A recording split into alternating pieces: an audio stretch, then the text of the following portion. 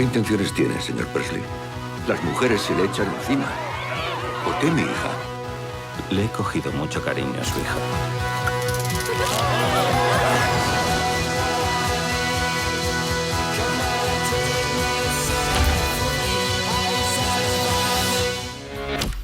Había perdido el norte, la verdad. Y me fui a buscarlo al sur.